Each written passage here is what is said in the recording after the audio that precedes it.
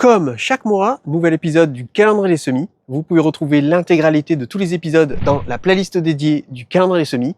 Mon objectif avec cette série de vidéos, c'est que vous ne ratiez la période de aucun de vos semis. Et du coup, sur cette playlist, vous avez quasiment tous les mois de l'année, janvier, février, mars, avril, mai, etc. Comme ça vous permet de bien vous préparer et de prendre de l'avance sur la saison et d'avoir des plans de qualité jardinerie, voire même supérieurs à la qualité jardinerie.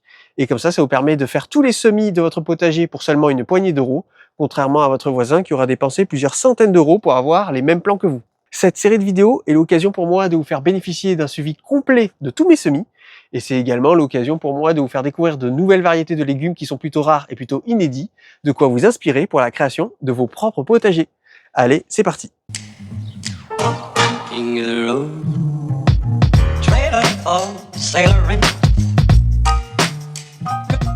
Le mois d'avril, c'est le mois le plus important au jardin. C'est le mois où tout se joue. C'est ce que vous allez faire durant cette période qui va définir si votre potager sera réussi ou non. Si vous n'avez pas encore enrichi le sol de votre potager, c'est maintenant qu'il faut le faire, après ce sera trop tard. Si vous n'avez pas encore fait vos semis, c'est maintenant qu'il faut les faire, après ce sera trop tard. C'est le mois en fait où nous entrons dans la période du printemps végétatif. C'est le mois où la végétation va pousser de façon intensive et d'ailleurs la nature vous parle. Écoutez-vous la nature? Quelqu'un me dit la nature? Quelqu'un me dit? Oui, la pelouse pousse de façon intensive, oui. Ah, les arbres commencent à débourrer et à avoir leurs feuilles, oui. Le mois d'avril, c'est le mois où vous allez pouvoir rattraper tous vos retards et tous vos échecs des mois précédents. Si vous avez échoué dans vos semis de légumes de la famille du chou, tels que chou frisé, chou cabu, chou Bruxelles, etc., eh bien, le mois d'avril, ça va être le dernier mois si vous voulez réaliser ce semis dans les meilleures conditions possibles. Après, malheureusement, ce sera beaucoup plus compliqué. Par exemple, si vous réalisez ce semis durant la mi-mai, là, vos graines vont commencer à germer vers la fin mai et après, vous allez avoir de jeunes plantules durant début juin. Et là, malheureusement, juin, c'est la période où il commence à y avoir de trop fortes températures. C'est la période où il y a où il commence à y avoir un faible taux d'humidité dans l'air. Et les choux, surtout quand ils sont sous leur forme juvénile, vont avoir beaucoup plus de mal à pousser. Et vous aurez beaucoup plus de mal à les maintenir. Et c'est exactement la même chose pour vos semis de blettes et de betteraves, qui sont en réalité le même légume. En fait, ce qu'il faut se dire, c'est que les légumes feuilles ont besoin d'avoir un taux d'humidité constant dans le sol durant tout le début de la croissance pour que la croissance se passe dans les meilleures conditions possibles. Ces légumes feuilles ont également besoin d'avoir pas trop de chaleur. S'il fait trop chaud, vu que ce sont des légumes qui ont de larges feuilles, ils risquent de perdre trop d'eau via leurs larges feuilles. Donc c'est pour ça qu'ils ont besoin d'avoir des températures fraîches et également un sol constamment humide, au moins au début. Après, ce sont des légumes qui vont pouvoir faire des réserves et qui vont pouvoir se maintenir plus facilement durant les périodes de forte température. Ici, nous avons mon semis de choux et de blettes. Donc là, c'est le semis que j'avais réalisé vers la mi-mars, même fin mars. Donc là, nous avons du chou de Bruxelles, du chou frisé et de la blette. Ce sont tous les trois des légumes bisannuels et je fais ce semis assez tard dans la saison pour la simple et bonne raison qu'en fait, ils vont me nourrir à partir de cet hiver et jusqu'en avril 2027. Ça veut dire que pendant les prochaines élections présidentielles, ce seront les légumes que je mangerai dans un an. Vous voyez, bon ça c'est un semis spontané, je sais pas trop ce que c'est, sûrement dû à mon compost. Et voilà, dites-vous que ce sont les légumes que je mangerai dans un an. Et les légumes que j'avais semés il y a un an avec vous en vidéo, ce sont les légumes que je mange actuellement. Alors autant le mois d'avril est le mois idéal pour rattraper votre retard vis-à-vis des semis de légumes feuilles pour votre potager, mais malheureusement, si vous faites partie de la moitié sud de la France, pour la moitié d'entre eux, il est déjà trop tard. C'est-à-dire tous les semis d'épinards et de salade, et de mesclun. Le mesclin, c'est un mélange de salade à couper, mais malheureusement, il va être trop tard. Déjà, les épinards, ce sont des légumes qui ne supportent pas les trop fortes températures et qui aiment avoir un sol constamment humide. Et bien malheureusement, vous ne pourrez pas leur fournir ces conditions idéales et du coup, ça risque d'être un semis qui ne donnera pas de bons résultats.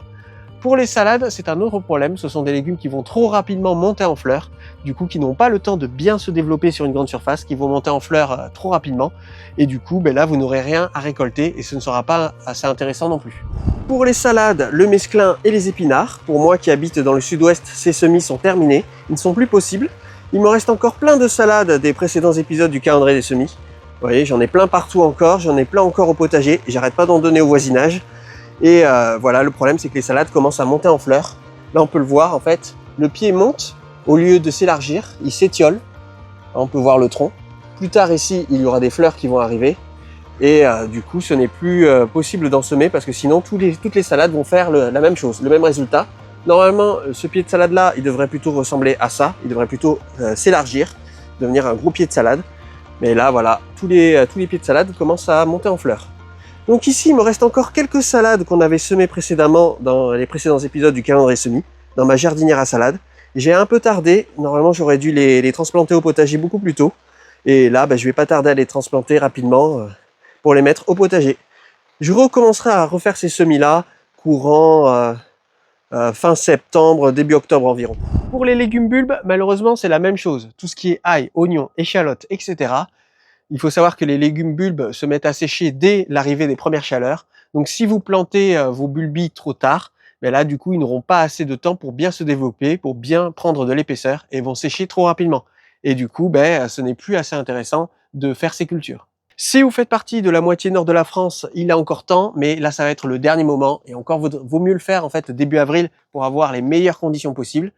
Et concernant les semis par contre sous forme de graines, alors bon, pour moi il est déjà trop tard sur la totalité de la France, mais vous savez, il y a toujours moyen de moyenner. Si on le fait en godet individuel, on peut déplacer les godets à l'ombre chez soi, on peut les laisser dans un sous-pot constamment humide. Donc il y a encore moyen de moyenner, mais c'est pas l'idéal. Le mieux ça aurait été quand même de le faire un mois avant. Pour les légumes bulbes, ici j'ai les bulbes d'oignons qui sont en train de pousser en association avec les fraisiers. Là on voit, les oignons ils arrivent tranquillement, ils sont encore un peu petits. Et j'ai les fraises qui arrivent en même temps. Voilà, comme ça va me permettre de faire 2 récoltes sur la même surface. Ici, j'y ai planté également des oignons. Alors, j'en ai pas planté partout, j'ai laissé des zones de vide parce que je vous prépare une grosse expérience sur la chaîne, un gros projet plus tard au potager. Donc là, j'ai besoin d'avoir 2 emplacements, un ici, et 2 emplacements ici, un ici, un ici. Et ça sur toutes les bandes de culture parce qu'on va installer un truc assez sympa. J'ai hâte de voir ce que ça va donner. Là, ici, j'ai l'ail perpétuel. Ici, l'ail éléphant. Donc là c'est un oignon oublié. Donc, je pense que je vais pas tarder à le récolter, l'oignon oublié. Enfin, je sais pas. Est-ce que je le laisse devenir un oignon ou est-ce que je lui mange les feuilles? Parce que les feuilles sont comestibles et c'est vraiment délicieux. Hein. Vous les ciselez dans les plats, c'est vraiment super bon. Donc, je sais pas encore. Il me reste encore plein de salades. Là, j'en peux plus de la salade. J'en ai partout. Là, j'ai mes choux hivernaux là qui ont eu un peu de mal quand même cet hiver. Je pense que les conditions n'étaient pas top. Et ça, c'est la blette qu'on avait plantée, qu'on avait semée en avril de l'année dernière. Voilà. Et que je mange encore actuellement. Voilà, j'en ai là, j'en ai là, j'en ai là, j'en ai là. J'en ai partout de la blette encore d'avril de l'année dernière. Et du coup, là, j'ai mon ail perpétuel qui pousse. Un là, on en avait planté 4. Un là, même 5 je crois, un là. Et là, il y en a un, j'aurais dû le planter un peu plus là parce qu'il y a l'artichaut qui est en train d'occuper tout cet espace-là. Pour les légumes de la famille des fabacées, tout ce qui est petits pois, tout ce qui est fèves, tout ce qui est haricots, haricots verts, haricots de conservation, c'est un petit peu plus nuancé. C'est-à-dire que si vous faites partie de la moitié sud de la France, il va être trop tard pour la moitié d'entre eux. C'est-à-dire pour tout ce qui est petits pois, pour tout ce qui est fèves, ce sont 2 légumes qui ne supportent pas les trop fortes températures. Mais par contre, il va être trop tôt pour l'autre moitié. C'est-à-dire tout ce qui est haricots verts, haricots de conservation, etc. Là, il va être trop tôt. Le mieux pour avoir un résultat dans les meilleures conditions possibles, c'est de réaliser ce semis courant mai, car ce sont des semis qui ne supportent pas les températures trop fraîches. Pour les légumes de la famille des fabacées, alors oui, on les voit pas trop, mais ici j'ai des petits pois que j'avais semés avec vous en vidéo, je crois. Je sais plus si j'avais semé avec vous ceux-là. En tout cas, il y en a d'autres que j'avais semés avec vous, ça c'est sûr et certain. On peut voir que un phénomène intéressant, les feuilles sont légèrement jaunes, tirées un peu vers le jaune. Et pareil, on peut voir également qu'il y a d'autres signes ici. Ça, c'est du chou perpétuel. Et là, les feuilles qui deviennent un peu violettes. Qu'est-ce que ça signifie? Ça signifie qu'il y a une fin d'azote sur cette zone de culture.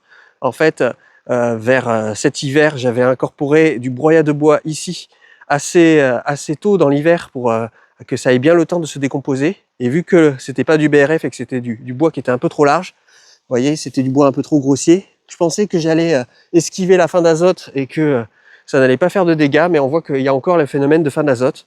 Donc là, pour contrer ça, rien de plus simple. Un peu d'urine diluée à 10% d'urine pour 90% d'eau, et puis hop, ça va repartir sans aucun problème. J'ai également des petits pois ici. Voilà, petits pois ici. Eux, ils se portent superbement bien. Pas de fin d'azote. Tout est nickel. Ici, j'ai également encore des petits pois. Et ici, c'est les fèves. Les fèves qui sont là. Voilà, qui commencent déjà à faire des fleurs. Voilà. J'ai également des fèves ici. Maintenant, passons aux légumes stars du potager, c'est-à-dire les légumes d'été. Tout ce qui est tomate, tout ce qui est aubergine, tout ce qui est piment, tout ce qui est poivron, piment, poivron, c'est le même légume, on va rajouter dedans les tomatillos et les physalis. Et bien le mois d'avril, c'est le meilleur mois pour rattraper votre retard vis-à-vis des semis de ces légumes. Attention tout de même, pour tout ce qui est aubergine, piment et poivron, là, il faudra vraiment le faire début avril, parce que sinon ça risque d'être un peu tard. Ce sont quand même des plants de légumes qui mettent du temps à pousser et à bien se développer. Par contre, pour tout ce qui est physalis, pour tout ce qui est tomatillo et pour tout ce qui est tomate, là, vous avez encore tout le mois d'avril pour pouvoir réaliser ces semis. Après, par contre, attention, parce que le mois de mai, malheureusement, il sera un peu tard si vous voulez encore les réaliser. Donc là, le mois d'avril, c'est vraiment le dernier moment. Pour les pieds de tomates, ça y est, tous mes pieds de tomates sont fin prêts. En tout, je vais planter 20 pieds de tomates dans le potager et dans la serre. Ça va largement couvrir notre consommation en tomates pour 2 personnes à l'année. À savoir que même l'hiver, j'en ai même marre de manger mes propres tomates du potager. Je vous avais montré dans les précédentes vidéos comment je fais pour les conserver hyper facilement sans avoir besoin de faire des bocaux. Et après, comment je les cuisine, pour vous montrer à peu près ce que ça donne. Donc là, j'ai le double de pieds de tomates de ce dont j'en ai réellement besoin. C'est pour pouvoir prévoir les potentielles pertes. On ne sait jamais ce qui peut y arriver. Il peut y avoir de la grêle, il peut y avoir le chat des voisins qui vient s'allonger dessus. On ne sait jamais ce qui peut se passer. Et le fait d'avoir le double de pieds de tomates que nécessaire, ça me permet de prendre un peu d'avance sur la saison. Donc là, début avril, j'ai planté les premiers pieds de tomates en pleine terre dans la serre. Voilà. Et si jamais il y a les moindres pertes, je pourrais toujours les remplacer ici avec les semis de secours. Et également, les pieds de tomates que j'ai en trop, je pourrais toujours en donner à mon entourage, voilà, ou à des amis, ou même à des voisins. Ce ne sont pas des plants de tomates qui sont perdus. Petit cas d'école intéressant, vous voyez, les pieds de tomates commencent à devenir violets. Bon, alors certaines variétés sont déjà violettes un petit peu de base, mais on peut voir que même les variétés vertes ont le derrière des feuilles qui commence à devenir violet. Alors ça, c'est dû à une carence, ça veut dire qu'il n'y a plus assez de nutriments dans les pots, ici, pour pouvoir nourrir les pieds de tomates. Alors ça peut avoir deux raisons, soit il n'y a plus assez de nutriments dans les pots, soit les pieds de tomates ont eu un coup de froid. Ils ont eu un petit coup de froid et du coup, ils ont du mal à assimiler les nutriments qu'il y a dans les pots. Pour moi, c'est impossible qu'ils aient eu un coup de froid, vu que ce sont des pieds de tomates qui étaient à l'intérieur dans ma chambre de culture. Donc du coup, là, je viens à peine de les sortir. Ils étaient à des températures qui étaient relativement stables. Là, je les ai mis dehors pour qu'ils soient en acclimatation et les températures ne sont pas descendues en dessous des 9 degrés dans la serre. Donc pour moi, c'est forcément dû à un manque de nutriments dans les pots. Surtout que, comme vous pouvez le constater, je plante 2 pieds de tomates par pot. Voilà, donc ils sont en concurrence. Il n'y a pas assez de nutriments dans un pot pour 2 pieds de tomates. Et en fait, là, les solutions qui s'offrent à nous, soit on fait un surfaçage, c'est-à-dire qu'on retire les premiers centimètres de terre et on remplace par du terreau neuf, soit on peut mettre de l'engrais liquide pour les nourrir, soit on peut également les dépoter, les rempoter dans des pots plus grands. Si j'en mets 2 par pot comme ça, c'est qu'après, je pourrais toujours les démarier et en planter un dans chaque pot. Vous voyez, je rajoute un autre pot comme celui-là et j'en plante un dans chaque pot individuel et comme ça me permet de contrer le problème de manque de nutriments. Alors ça peut stresser un peu la plante, mais ce n'est pas mortel, hein, les pieds de tomates ne vont pas mourir. Et je pense très certainement choisir cette option. C'est d'ailleurs pour ça que je plante toujours 2 pieds de tomates par pot, c'est pour pouvoir potentiellement les démarier au cas où il y a ce genre de problème. Ici nous avons les pieds de piment, de poivron et d'aubergine, avec quelques petits pieds ici de patates douces. Comme on peut le voir, là j'ai tous mes plants qui sont prêts, j'ai quelques plants de secours également. J'ai eu quelques soucis au niveau des aubergines, vu que je fabrique mon terreau moi-même, j'ai eu quelques soucis au niveau de la fonte des semis. Vous voyez, j'ai des semis d'aubergines qui sont morts à cause d'une attaque de champignons. Parce qu'il faut savoir que le terreau du commerce est traité avec des fortes températures pour pouvoir tuer les champignons et les graines qu'il y a à l'intérieur. Alors que moi, vu que c'est du terreau fait maison, il y a encore des champignons à l'intérieur, donc il peut y avoir des attaques fongiques. Vous voyez là le pied de piment là-bas qui tire la tête. Là, on peut voir qu'il y a plein de graines qui germent de temps en temps. Donc voilà, des graines d'adventice. C'est ce qui arrive quand on fait son terreau soi-même avec du compost. Ici, nous avons les tomatillos verdés que je refais chaque année. Donc là, j'ai plus de plants que nécessaire, même beaucoup trop de plants en réalité. Mais voilà, tout est prêt, tout est fin prêt. Et sinon, dans l'ensemble, tout se porte plutôt bien. Donc tout est ici, là, il n'y a plus rien dans ma chambre de culture. Tout est ici dans la serre. Tout est en cours d'acclimatation. Je ne vais pas les planter tout de suite, au cas où il y a un coup de froid tardif qui arrive. Je vais les garder pour l'instant ici. Et si jamais il y a un coup de froid tardif qui arrive, je pourrais toujours les rentrer à l'intérieur et les remettre sous lampe. Mais là, il n'y a plus rien sous lampe, tout est ici. Les lampes sont éteintes. Et vous voyez, j'ai pas vraiment de grosse consommation d'électricité avec mes lampes LED. Donc c'est vraiment une installation qui tient la route. Maintenant qu'on a vu les légumes où le mois d'avril, il est encore temps de rattraper votre retard vis-à-vis des semis, et les légumes où malheureusement il est trop tard pour pouvoir les réaliser, on va voir les légumes où le mois d'avril est le meilleur mois pour pouvoir les faire. Et on va commencer par les légumes racines. Tout ce qui est carottes, radis, pommes de terre, on va rajouter les patates douces dans le lot. Et bien déjà, si vous faites partie de la moitié nord de la France, les radis, le mois d'avril, c'est le meilleur mois pour pouvoir les faire. Et si vous faites partie de la moitié sud de la France, ben malheureusement, ça va être un peu tard. Il va falloir vraiment se dépêcher, vraiment début avril. Mais après, il sera trop tard. Car les radis, ce sont des légumes qui ne supportent pas les trop fortes températures. Mais heureusement, ils poussent généralement assez vite, surtout si vous prenez une variété de 18 jours, qui poussera quand même suffisamment vite pour ne pas qu'elle puisse subir trop les affres des températures. Mais quand même, il faut quand même s'y prendre un peu tôt. Concernant maintenant les carottes, pour toute la France, là, faire son semis de carottes, le mois d'avril est le meilleur mois pour pouvoir le faire. Vaut mieux le faire plutôt début avril si vous habitez dans la partie sud de la France, et vaut mieux le faire vraiment fin avril si vous êtes vraiment dans le nord où il fait vraiment très froid ou en haute altitude. Mais sinon, pour la grande majorité de la France, le mois d'avril, c'est quand même le meilleur mois pour pouvoir réaliser votre semis de carottes. Concernant maintenant les pommes de terre, le mois d'avril est le meilleur mois pour pouvoir planter les pommes de terre. En fait, il faut savoir que les pommes de terre, vous allez les planter en pleine terre. Le temps qu'elles se mettent après à sortir de terre, normalement les gelées sont terminées. Après, il y a quand même aussi possibilité de faire des pommes de terre primeurs. Mais si vous faites partie de la moitié sud de la France, là vous pouvez réaliser votre plantation de pommes de terre sans aucun problème. Si vous habitez dans la partie nord de la France ou en haute altitude, là peut-être attendre vers la fin avril si vous voulez avoir les meilleurs résultats possibles.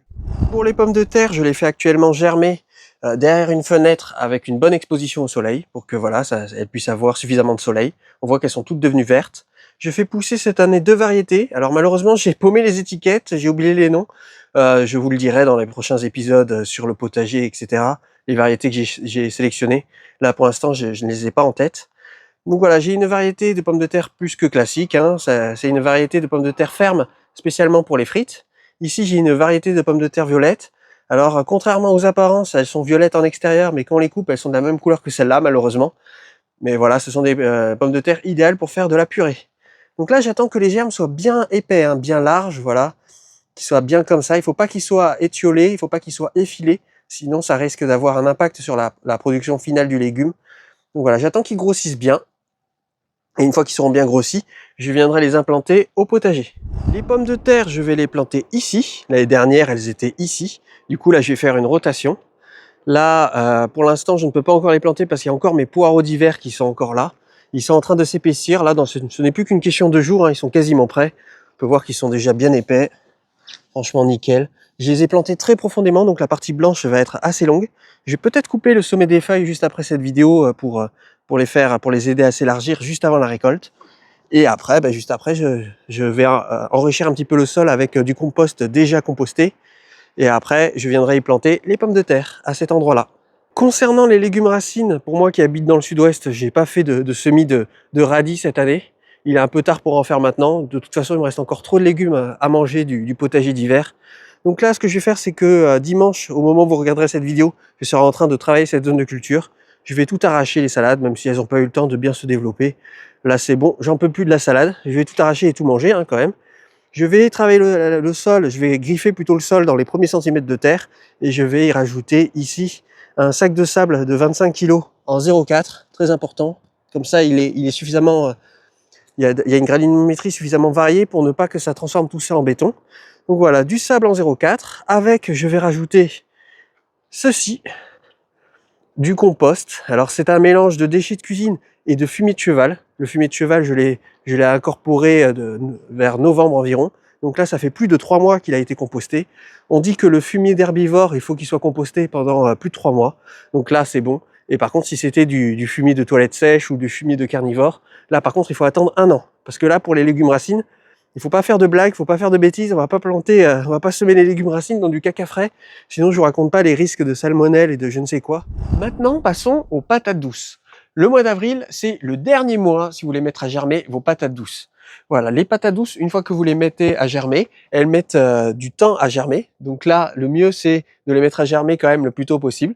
Une fois qu'elles sont germées, là vous êtes enfin tranquille. Ça va pousser assez vite. Vous avez juste à retirer les petites tiges, à les mettre dans des godets individuels avec du terreau.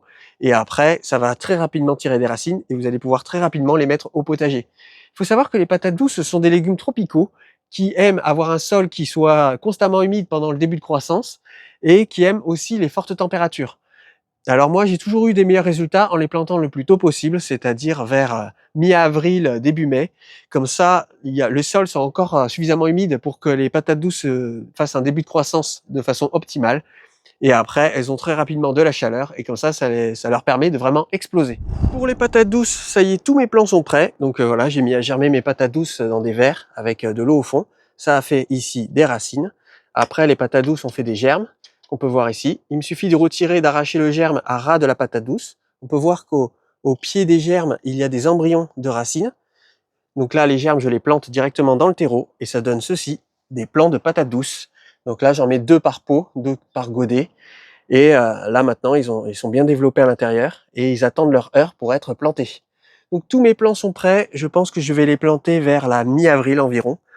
Voilà, et puis parce que en fait, ce que je voudrais, c'est les planter quand le sol est encore suffisamment humide. Ils ont vraiment besoin d'humidité au début de croissance pour pouvoir bien se développer. Donc voilà, quand le sol sera suffisamment humide, mais peut-être pas encore suffisamment réchauffé, ça partira quand même très bien. Les patates douces que je fais pousser, c'est la variété rare patate douce violette Sakura. Ça donne des patates douces violettes. Quand on les met en purée, ça fait limite comme de la glace à je sais pas, à la framboise ou à la myrtille. C'est vraiment des patates douces qui ont énormément de goût. Même peut-être limite un peu trop de goût parce qu'à force, ça devient même limite écœurant. Donc là, ces patates douces vont me nourrir à partir de novembre-décembre et ça jusqu'à l'année prochaine. Là, je mange encore des patates douces violettes Sakura à l'heure où je vous parle. Et d'ailleurs, ça c'est une des patates douces que j'ai récoltées dans mon potager et qui est issue d'un germe d'une patate douce que j'avais récoltée l'année d'avant au potager et qui était elle-même issue d'un germe d'une autre patate douce que j'ai plantée l'année d'avant avant. C'est comme ça que j'arrive à reproduire ma variété de patates douces violettes Sakura. D'autres légumes où le mois d'avril est le meilleur mois pour pouvoir commencer à réaliser ses semis, ce sont les légumes de la famille des cucurbitacées. C'est-à-dire tout ce qui est concombre, melon, pastèque, courge, courgettes, potiron, potimarron, etc. Si vous voulez avoir des gros machins comme ça, orange dans tout votre jardin, c'est maintenant que vous pouvez commencer à vous y mettre. Pourquoi? Pour plusieurs raisons. La première raison, c'est déjà ce sont des légumes qui poussent assez rapidement. Donc dès qu'il va y avoir la fin des gelées, vous aurez déjà des plants qui seront suffisamment bien développés pour pouvoir les mettre directement au potager. Vous pouvez même faire une stratégie avec les courgettes pour pouvoir optimiser la récolte sur une longue période en faisant plusieurs semis de courgettes. Vous pouvez réaliser ces semis jusqu'à mi-juin si vous voulez avoir des bons résultats. Et du coup, vous pouvez réaliser un semis de courgettes début avril et un vers mi-juin. Et comme ça vous permet d'avoir une récolte étalée sur le temps. Les courges, les courgettes, surtout les potirons et potimarrons, ce sont des légumes qu'il est possible de conserver pendant très longtemps. Vous voyez, je me coltine, ça c'est mon dernier potiron qui me reste. C'est le plus gros d'ailleurs. Et pourquoi il me reste sous les bras? C'est parce que si jamais je mange une part, il rentrera toujours pas dans le frigo. Donc il va falloir que je le transforme si je veux pouvoir le conserver. Mais voilà, ce sont des légumes très intéressants. Moi, ça m'a permis de me nourrir pendant toute la durée de l'hiver. Allez, c'est parti pour le semis de cucurbitacées. Je vais le faire par terre parce que malheureusement, sur ma petite table, il n'y a plus de place. Donc là, j'ai prévu de faire pousser des courgettes jaunes. Donc là, tout ça est courgettes jaunes. Ici, des pastèques. Ici, ça va être les melons. Et ici, ça va être les potimarrons. Voilà, voici les sachets que j'ai prévus. Alors j'ai trouvé une variété de courgettes jaunes qui ne rampe pas, parce que la variété de courgettes jaunes que je faisais jusqu'à présent, elle rampait, et du coup elle occupait énormément d'espace. Donc là, celles-là, ce sont des graines reproductibles bio que je peux après reproduire à l'infini. Il faudra que je fasse attention, très attention aux hybridations possibles. C'est pour ça que sur la même zone de culture, je vais planter les courgettes jaunes et je vais planter les potimarrons. Voilà, j'ai fait les fonds de tiroir au niveau des sachets, j'espère qu'ils sont encore valides. Voilà, les potimarrons et les courgettes jaunes ne font pas partie de... Ce sont des cucurbitacées qui ne peuvent pas s'hybrider normalement. Mais je vais quand même scotcher les fleurs parce qu'on ne sait jamais, ça peut toujours s'hybrider, peut-être avec pastèque, melon. Il faut que je regarde encore le tableau des hybridations. Donc là, j'ai fait les fonds de tiroir, on va voir si ça va pousser. Là, j'ai de la Crimson Sweet, je vais essayer de faire pousser beaucoup de pastèques cette année. J'aimerais bien faire un tuto pour de la glace maison. Elle périme en 1930, voilà. En 2021. Elle périme en 2021. Oula. Bon, ça fera l'affaire quand même. Là, j'ai mes melons charentais. Ça, ce sont les graines que j'ai récoltées de l'année dernière, de mes melons de l'année dernière. Pour ça, 2025, melons charentais. Grosse production de melons l'année dernière. Il m'en reste encore d'ailleurs. Hein. Du melon, j'en ai trop encore du melon. J'en ai plein au congélateur. Je vais peut-être en faire de la glace. Donc là, j'ai de la pastèque Sugar Baby. J'ai de la pastèque Lune étoilée. J'espère que le sachet est encore bon. Et j'ai la pastèque Crimson Sweet. Donc voilà. Allez, c'est parti. Ça y est, mon semis est finalisé. J'ai pas hésité à mettre la main lourde, comme ça au moins je suis sûr de ne pas devoir refaire ce semis plus tard. Il n'y avait pas beaucoup de graines en plus dans ces sachets, donc je me suis dit autant les finaliser. Là, ce sachet-là, je suis pas prêt de le terminer, ça c'est sûr et certain. Et il me reste encore quelques graines de pastèque. Donc là, je vous avoue que là, j'ai eu un peu la flemme de tamiser mon terreau à semis fait maison. Normalement, il faut toujours le tamiser avant de le mettre dans les alvéoles, mais là, j'ai eu un peu la flemme. Donc, il y a des gros morceaux, des gros morceaux de coquilles d'œufs également, d'œufs de mes poules. Et du coup, je vais seulement tamiser le terreau que je vais mettre par-dessus. Donc là, j'ai mon terreau fait maison, avec un mélange de terre de jardin, de compost et tout. Hop. Je vais le mettre dans le tamis. Un petit coup de mouillage, avec de l'eau à température ambiante, très important, dans mon arrosoir à semis fait maison. Et voilà, qui a dit qu'il fallait du terreau pour son potager? Là, tout est fin prêt. Et hop. Et voilà, et ça va rester sous serre. Alors si jamais je vois que les températures extérieures descendent en dessous des 9 degrés, bien là ça ira à l'intérieur et ça va partir sous la lampe. Et voilà, tout est fin prêt. Nickel. Pour les concombres qu'on avait semés ensemble dans le précédent épisode du calendrier des semis, à destination de la serre, ça y est, ils sont plantés. Je les ai plantés ici au 1er avril. Donc là, j'en ai 4. Je me permets de les planter assez tôt car j'ai des plans de secours au cas où il y a la moindre perte à cause d'un gel tardif. Vous voyez, ici, j'ai les plans de secours. J'ai même eu une mutation assez drôle. Là, j'ai eu un pied de concombre qui a juste fait les cotylédons et qui n'a pas fait de feuilles. Donc, je sais pas comment il compte pousser celui-là. C'est une mutation vraiment trop bizarre. Regardez-moi ça. Il a pas fait de feuilles. Normalement, il est censé faire des feuilles. Et là, il y a rien. Il y a rien du tout. Il n'a pas été mangé par des limaces ou quoi, ni il y a rien qui a été cassé. Il a vraiment poussé de façon totalement naturelle et sans aucun problème. Parce que vu qu'il a poussé sous lampe, il n'y avait aucun prédateur ou quoi. Et j'ai bien fait attention. Vous voyez, il a pas fait de feuilles. Donc je sais pas comment il compte pousser. Je le laisse pousser juste comme ça pour voir ce qu'il va devenir. Et voilà. Donc là, j'ai mes plants de secours. En tout, j'en ai 4. Je ne vais pas planter plus de pieds de concombre dans la serre parce que l'année dernière, j'ai produit énormément de concombres au point que j'en pouvais plus.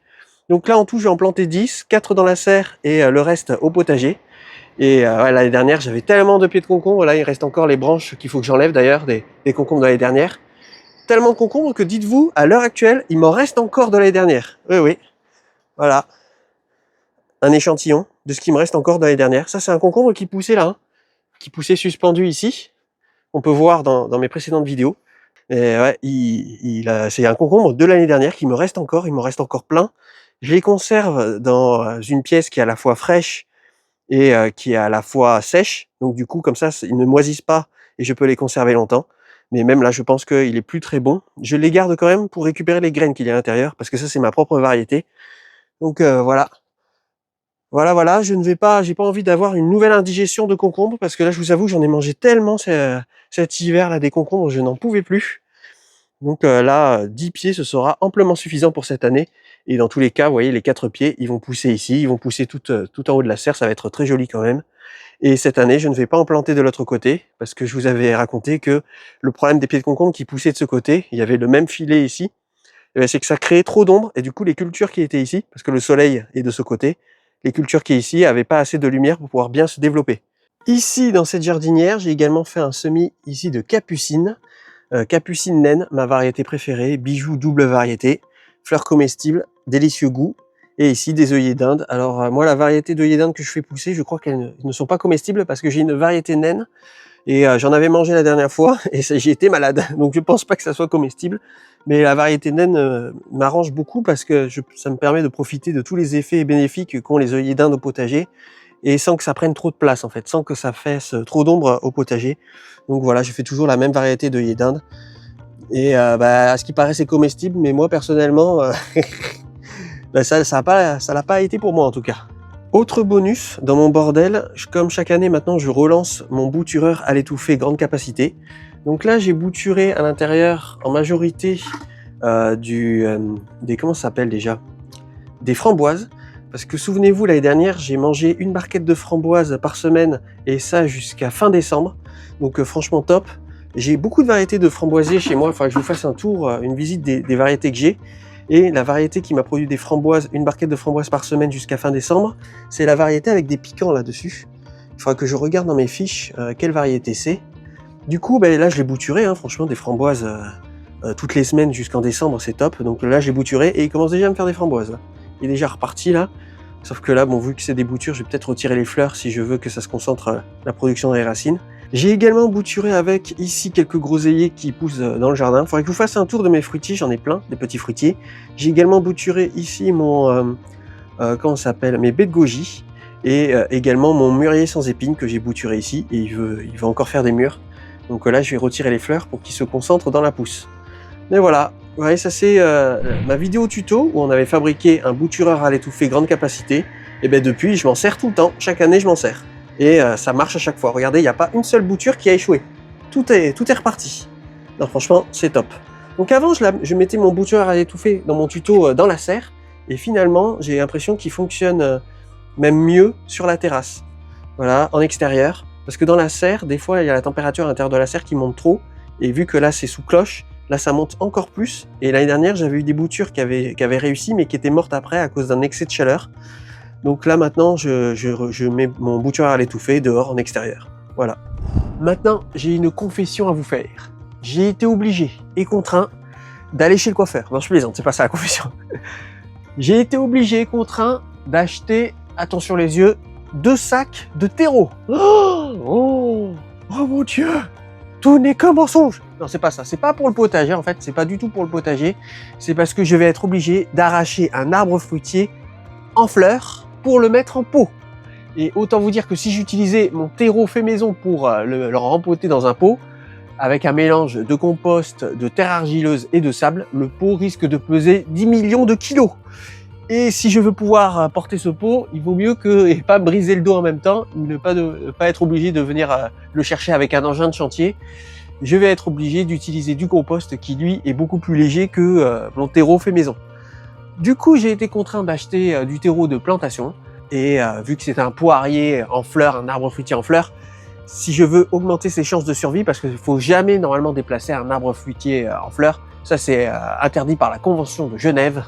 Non, je plaisante, mais c'est pas du tout recommandé, parce que quand on va l'arracher du sol, en fait, on va briser énormément de radicelles. Les radicelles, ce sont des petites racines qui poussent sur les racines, et ce sont ces radicelles qui permettent à l'arbre de bien s'alimenter. Donc, vu qu'on va l'arracher en pleine montée de sève, qu'on va l'arracher du sol et qu'on va briser ses radicelles, je vous raconte pas les dégâts. C'est pour ça qu'il faut qu'il y ait un terreau qui puisse garder suffisamment l'humidité, sinon il risque de mourir de soif là. Donc, si je veux augmenter mes chances pour qu'il survive, je vais être obligé de le mettre dans du terreau de plantation, spécialement fait pour pouvoir planter des arbres dedans. Voilà le terreau que j'ai été obligé d'acheter. Je préfère être 100% transparent avec vous. Voilà, terreau à planter. J'espère que ça va fonctionner pour l'arbre fruitier. Je prends toujours du terreau biologique, comme ça mon jardin reste biologique et fabriqué en France. Ça, c'est mon côté chauvin. Voilà, si j'ai pas fait de vidéo la semaine dernière, c'est parce que je vais construire un truc de fou ici. Je vais être obligé, je vais commencer déjà à démonter ici l'abri à bois pour le déplacer. Et du coup, l'arbre qu'il va falloir que j'arrache, c'est ce poirier. Alors ce poirier est un poirier très spécial parce que ce n'est pas un mini-tige, mais c'est un micro-tige. C'est une invention des Américains. C'est un arbre qui là, il est à sa hauteur maximale. Là, vous voyez, tel que vous le voyez là, il est à sa hauteur maximale. Au pire, il peut peut-être grandir un petit peu par là. Mais c'est une création botanique, le micro-tige. C'est un arbre d'appartement. Dites-vous, c'est un truc de fou. Je compte faire d'ailleurs une vidéo là-dessus, sur les arbres d'appartement, pour montrer qu'il est possible d'avoir des arbres fruitiers en appartement. Alors, sur le balcon, hein, pas dans l'appartement. Donc voilà, ici, nous avons un poirier.